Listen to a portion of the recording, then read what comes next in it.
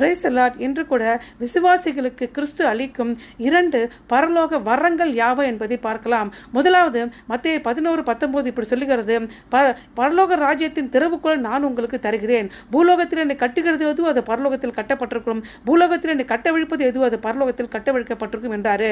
இதனுடைய பொருள், ராஜ்யத்தை பற்றி நற்செய்தியை அறிவிப்பதன் மூலம் நம் ராஜ்யத்தை அநேகருக்கு திறக்கிறோம். விசுவாசிக்கிறவர் ராஜ்யத்தில் பிரவேசிப்பார்கள், விசுவாசிக்காதவர்கள் ராஜ்யம் மூடப்பட்டிருக்கிறோம். ரட்சிக்கப்படுவர்களால் இயேசு தம்முடைய சபையை கட்டுகிறாரு.